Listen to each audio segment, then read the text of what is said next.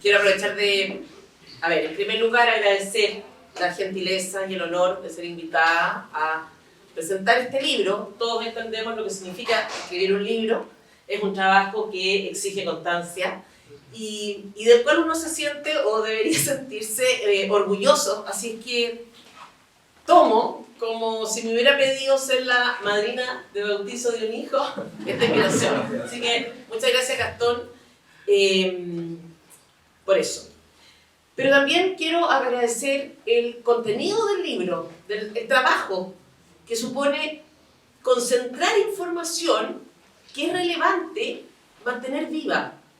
Porque el socialismo está vivo y activo y su capacidad de daño, por tanto, también. Y aunque hay muchas razones, me parece, que explican la vitalidad de esta doctrina nefasta, creo que la principal tiene que ver con la memoria, lo que decía Ítalo. Con el hecho de que los horrores que este libro relata no estén presentes en el imaginario colectivo. Y eso no es tanto mérito de ellos como responsabilidad nuestra. Responsabilidad que Gastón ha asumido y rigurosamente, y por esa razón también, gracias Gastón. Tan feble ha sido la memoria que el calificativo de socialista, por ejemplo, goza de buena reputación. Sí. De hecho, la versión más moderada del socialismo, la socialdemocracia, reconoce esta afiliación, recoge el nombre y lo exhibe con orgullo.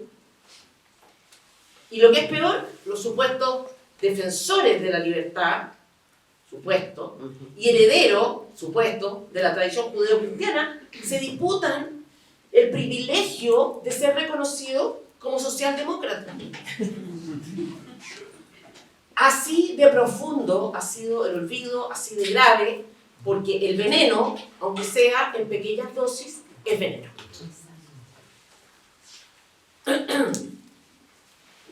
En este contexto de locura colectiva, nos sorprende, por tanto, que los socialistas, la izquierda, en cualquiera de sus variantes, razonen y actúen desde una supuesta superioridad moral.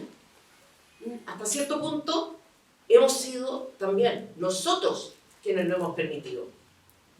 Se han visto a políticos de derecha jactándose de ser socialdemócratas, como decíamos, y a católicos diciendo que tienen su lado socialista, asociando ese lado socialista a su preocupación por la pobreza o por los problemas sociales.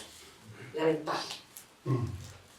El esfuerzo de este libro, por tanto, de recordar, de traer a colación, es fundamental y responde, creo, a una inquietud que no es pragmática, aunque pudiera tener efecto en lo electoral.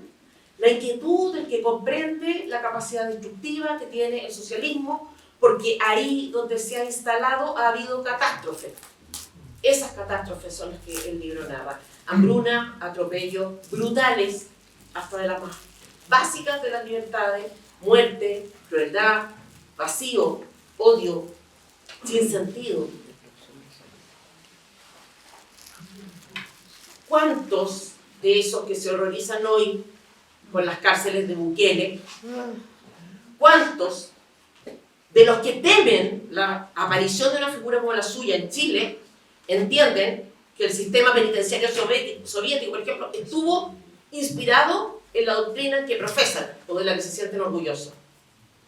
¿Cuántos de los que hacen hoy de la protección de la naturaleza un ídolo saben del daño enorme que también los soviéticos causaron en el mar de Aral y en general en todos los países donde gobiernan?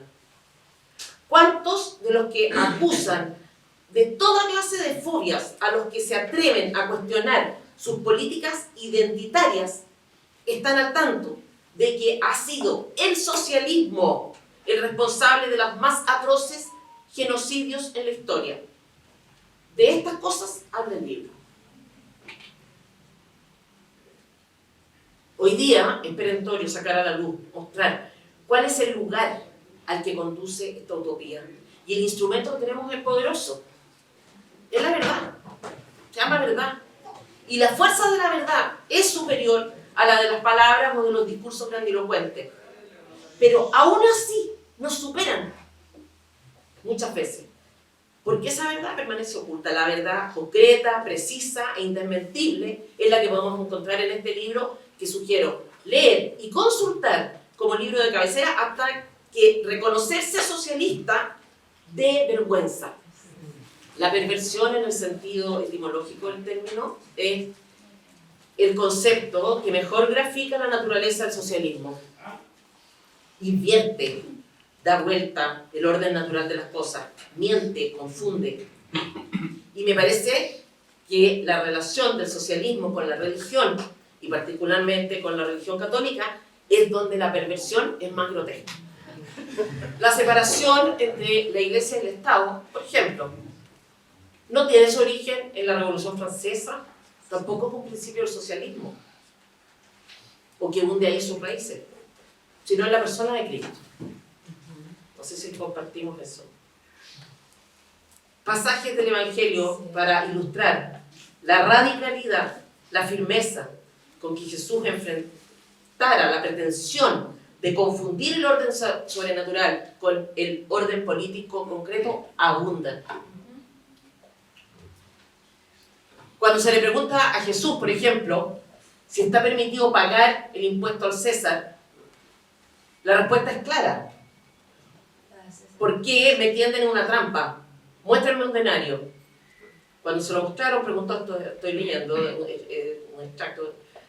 ¿De quién es esa figura y esta inscripción? Pregunta. Respondieron, del César. Entonces Jesús dijo, den al César lo que es del César y a Dios lo que es de Dios. Y ellos quedaron sorprendidos por la respuesta. No permite que lo lleven a ese terreno. Se lo dice también a Pedro cuando intenta disuadirlo de entregarse a la muerte. Apártate de mí, Satanás. Porque no es humano, sino divino. El plan de Dios no es de este plano, no es de este orden. Se lo dice claramente también a Pilato. Leo, mi reino no es de este mundo. Si mi reino fuese de este mundo, mi gente habría combatido para que no fuese entregado a los judíos. Pero mi reino no es de aquí. El cristianismo no es una propuesta política, sino una vocación de encuentro personal con Cristo, que tiene, como es obvio, repercusiones sociales, pero que no es un modelo social.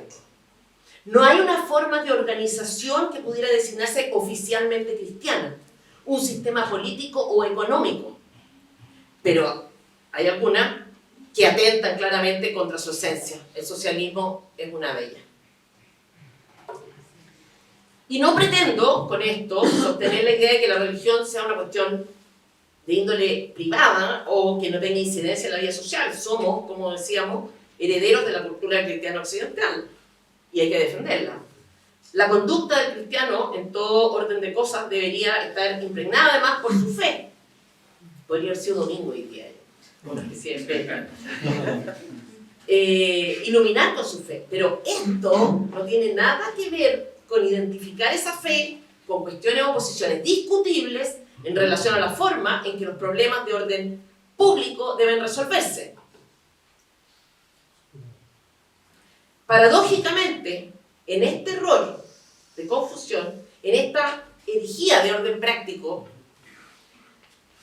han incurrido muchos cristianos, a veces incluso los que están a la cabeza de la Iglesia Católica.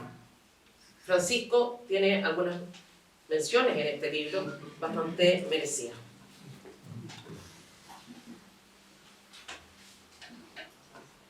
Que el socialismo haya utilizado este principio de separación para justificar su acción represiva contra la Iglesia y los cristianos, que haya sido la máscara para encubrir el impulso que realmente lo mueve, que es el odio, no obsta para poder asegurar que la separación de los órdenes es inherente a la fe que por lo menos nosotros tenemos, nosotros por lo menos yo.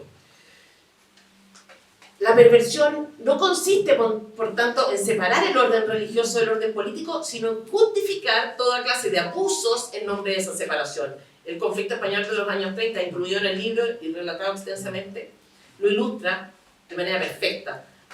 El deber de contar con la autorización del gobierno para la realización de cualquier acto de culto público. La exigencia de retirar de los colegios religiosos cualquier imagen de culto. La prohibición de ejercer actividades docentes a las órdenes religiosas. Las expropiaciones no apuntaban en realidad a una redefinición de las relaciones entre la Iglesia y el Estado, sino derechamente a la aniquilación del cristianismo. Los detalles que relata el libro son a ratos brutales. Prefiero que lo lean ustedes directamente, pero creo que ilustran hasta qué punto llega el odio y la deshumanización a la que conduce esta doctrina tóxica. En la línea de la perversión está también la instrumentalización que hace el socialismo de algunos aspectos de la moral cristiana para instaurar un régimen coercitivo de la libertad en nombre de los pobres o del amor. Solidaridad es el concepto que usan. El deber de un cristiano en relación a su prójimo, por ejemplo, no autoriza el establecimiento de normas para imponer por decreto tales obligaciones, salvo en tanto y en cuanto interfieran de manera sustancial en la vida de los demás. ¿Te comparte eso? Porque la libertad también es de la esencia de la fe que profesamos, y los que somos creyentes sabemos que esa libertad con que Dios crea al hombre deja abierta para él también incluso la posibilidad de elegir la propia condenación. Esto no se traduce, como es obvio, en un sistema anárquico de organización, sin normas de convivencia que la rijan, sin límites, pero esos límites, sobre todo cuando entrañan coacción, solo son legítimos en la medida en que respondan al propósito de hacer posible una convivencia pacífica entre las personas. Eso es el bien común. No la imposición por ley de la virtud. Esto rige para la vida social y familiar. Yo, como ustedes saben, tengo muchos hijos, o sea, no, ustedes no tienen por qué saber, pero muchos saben que tengo muchos hijos. Hay un cierto espacio de libertad, incluso en la relación a los hijos menores de edad, que respeta o debe respetar su derecho a equivocarse, a tomar malas decisiones. No es fácil respetar ese espacio, pero uno debería. Yo lo hago poco, pero... Para terminar, insistir en la gratitud de haber tenido el honor de comentar solo brevemente este libro para animarlos a leerlo. Y de nuevo, muchas gracias, Gastón, por este trabajo valiosísimo que has hecho, por esta contribución a lo que solemos llamar la batalla cultural, y muchas gracias también de tener el honor de presentar un libro en este panel con una exponente de la dinastía Kaiser que todos queremos.